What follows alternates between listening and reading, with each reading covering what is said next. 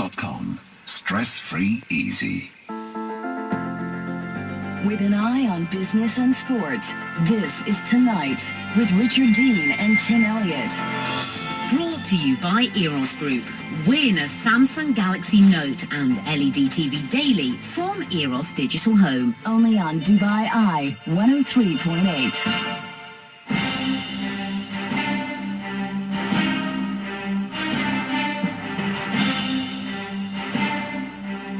It's the big break semi-final night, the first semi-final this evening. We've heard from our three contestants.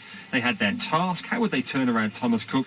We also heard a bit about their businesses. First of all, Darren Laird of Miltech Middle East, Orit Mohammed then of Boon Coffee, and finally, we just heard him, Faris Abuyagi of Manakasa.com. I'm going to ask, we've got about 7 or 8 minutes now, just to discuss the various merits of the contestants. First of all, Rabia Attire, your first night as a judge this evening on the Big Break. What was your helicopter view of what you heard this evening? I was very impressed by all of them. They obviously, in a very short period of time, learned a lot about the businesses, which shows a great deal of resourcefulness. They looked and tried to understand the issues and tried to apply that to their own businesses. And in general, they all have pretty unique and interesting ideas within their own businesses. So I was very happy to be a part of this and very impressed by all of them. Let's look at them in individual detail then. First of all, Darren Laird and Miltech. How do you think he handled the Thomas Cook turnaround task? So I felt it was well researched from his perspective. I'm not sure I got the clearest answers from him as to what the strategy was going forward. But in general, I felt he had done his homework coming here. And Edward Roderick, your thoughts, first of all, on Darren Laird of Miltech on the Thomas Cook task? Well, I agree. All of them have done a tremendous amount of research on this, and so I was very impressed by that overall. I think Darren's complete focus for me was on the cost reduction side of things, in identifying that there were too many stores, etc., and trying to take the cost process down.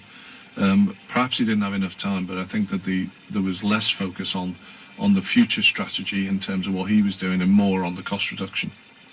So let's look next at Orit Mohammed of Boon Coffee. Edward, first of all, your thoughts on Orit? Yeah, I really liked her approach to it. She clearly had obviously done the research and understood about the necessity to take cost out of the business.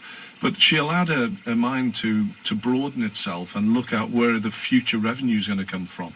And she focused very much on the emerging markets and the different competencies and of businesses and how you can sell new packages to different people. And that you can actually also have high cost holidays and very exclusive holidays, and at the same time still have low cost options as well. So I was very impressed by the range of view that she brought to it all. And Rabia? I also felt she was very original and very creative in looking at the problem. And the focus on localization and on fair trade and on really helping out her communities in both businesses was brilliant, whether she looked at the Thomas Cook example or whether you're looking at her at Boon Coffee. So I appreciated that tremendously. Okay, so let's broaden the discussion out then. Let's talk about Orit. Edward, your thoughts on Orit's own business, Boon Coffee, and then we'll go back to Darren and his business, Miltech. Well, I think any business that fulfills two objectives. First of all, it's focused on its end user client and what they want from their products, and also that then focuses on where the products are originated from and how you can help those communities to benefit and be better out of it, I think has to be a very good business. She also mentioned the all-important things about the fair trade element to it and the fact that they're also trying to be environmental and good to the soil and the land that they're tilling at the same time. So it covered a lot of options for me.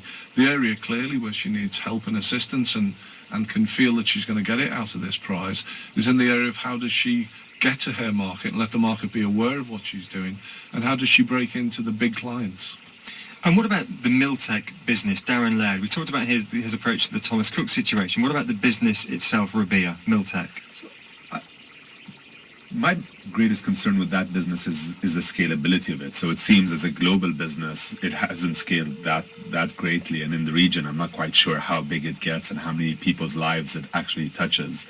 And to add to that, I believe the franchise arrangement, or the representative of of an organization abroad might not be necessarily the most scalable approach for this region. So scale is my primary concern here. Edward? I think that the issue that I have with it is that the compaction clearly reduces the volume, and therefore it has a beneficial impact on the number of lorries on the road and space even in the landfills, etc. But a lot of the major corporations that are involved in this now are actually more focused on how much of the product can they recycle. And I see even in landfill sites in the UK, people they have signs up on the wall, we've recycled 77% of everything that came in here this week. And I didn't hear those numbers or that relative recycling element that I thought he would focus on. Okay, let's talk about our final contestant now, Faris Abu-Yari. We just heard from him. First of all, or combine it if you like, your analysis of his approach to the Thomas Cook turnaround situation and also his business, Monakasat.com. Rabia, you're an online man, bait.com. Yeah. You understand online businesses. So perhaps I'd focus on the online business first. And for me, I actually believe they're offering a service that's important and probably needed. Particularly when it comes to construction tenders, there's so much documentation that goes around, and practically every contractor I've spoken to has complained of that back and forth flow. And there certainly is room for a site like Monakasat to assist. The obvious challenge is it is a very challenging market right now to be trying to grow a business like that, and again it comes down to an issue of scale. The other thing that is of interest to me with Monakasat is how much would such an award actually benefit them. So for example, the radio advertising, given that it's primarily a B2B type business with a limited client base, would they be able to make much use of the wonderful gift of that much radio advertising? And I'm not sure it would add that much benefit to their business. I believe it's much more of a sales type of business. Edward? Yeah, and I've seen a lot of these businesses in Europe before, clearly, and obviously in the United States. And one of the issues... Your background was logistics. Yeah, and also, building products and all the other bits and pieces. And so lots of these sort of global tenders were done online. They actually came to a peak because they were all focused on cost reduction. But then where they found that the problem is that you could not compare the quality of services effectively. And sometimes people who delivered high quality service were kicked out of tenders because of pricing and then had to be reintroduced again because the whole process failed. And I would have liked to have heard a lot more about this whole process of how you control the service elements within it in terms of what they do. The market is clearly incredibly difficult for them. And having focused on construction, how easy is it going to be to break into these other markets in the short term? And a quick word on how Faris handled the Thomas Cook situation. Thomas Cook as well, I think he also was quite an expansive view of life and started to talk about the emerging markets, etc., etc. What I was trying to get to on the end question, which I think is important that people do understand finance, is that when companies are in this amount of trouble, whether they're private or stock market quoted businesses, the general approach, which none of them address, was this whole question of debt for equity. And the banks will probably be doing debt for equity swap, which may well mean, and this perhaps is why the shares have gone down so far, that the shareholders get wiped out in the process. Gentlemen, thank you very much indeed. Very quick look at the text messages. We've had loads of SMSs in this evening. What have we got? The coffee lady is fab. Her ideas are original. She's not regurgitating ideas by Malcolm Gladwell or some other stuff from a mainstream business book.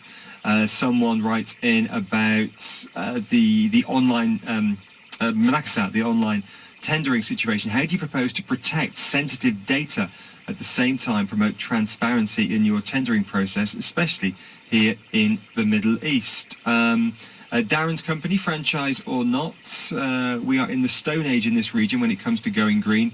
Paying people to recycle is a great way to educate the public. That one comes in from Jimmy.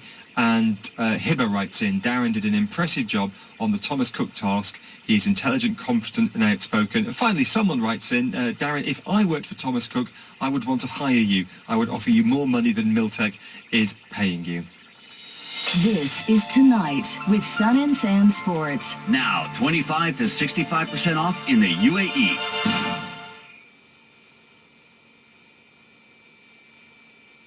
You can double your fun with 2 SIMs in 1 with the dual smartphone from LG Optimus Net. SIM 1 is here to meet business needs and SIM 2 for your personal use and pleasure. Because it's not just smart, it's dual smart. The LG Optimus Net dual smartphone Android version 2.3 Gingerbread is here this DSF to double your DSF experience with smartness.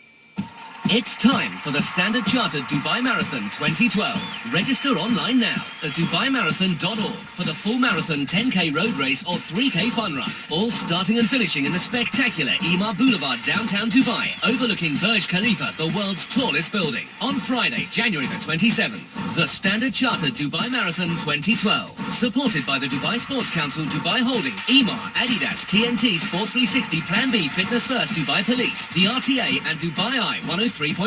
See you at the start.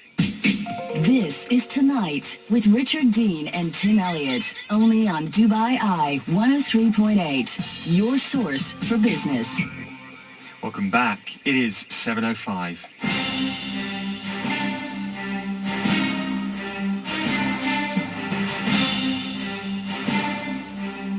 This is the big break. Up for grabs, $250,000 dirhams to spend on radio adverts at the Arabian Radio Network and at Dubai Airport Free Zone. Free office, free company formation. On Thursday, one company is going to walk away with that prize. Tonight is the first semi-final. 3 contestants tonight. Darren Laird of Miltech Middle East, Orit Mohammed of Boon Coffee, and Faris Abuyagi of Manakasat.com. We heard them talking about their own businesses. We heard them with their turnaround strategy for Thomas Cook, the ailing European travel agent. Our judges have given their verdict and their thoughts, and Tim Elliott has been compiling the scores. I can feel the tension because I haven't seen them yet, so I don't know who's going through. Tim is going to let us know. Judges have compiled scores for the task tonight, and on whether or not they feel the contestant deserves to go through based on how the businesses and the ideas have been presented. I'll go through in order of appearance. A total, Darren Laird of Miltech, of 12.5 points awarded this evening. Orit Mohammed of Boon Coffee, a total of 16.5 points awarded this evening. And Faris Abuyagi from Manakasat, a total of 14.5 points awarded this evening. Which means Orit Mohammed of Boon Coffee goes through to the final on Thursday. Orit, many, many congratulations. A very quick word. How are you feeling about getting through to the final? I'm very, very excited. Can't wait. Thank you very much indeed. We look forward to welcoming you back here on Thursday. For our other contestants this evening, they are both very, very strong businesses. Our judges and our listeners agree on that.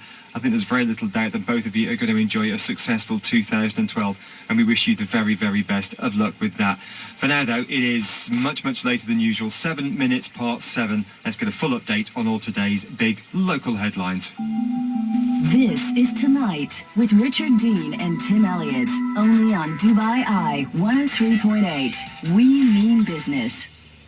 With the stories affecting your life here, this is Eye on the Emirates, in association with Do. UAE in talks with Oman about new oil refinery. The Emirates come second in top performing Arab economies.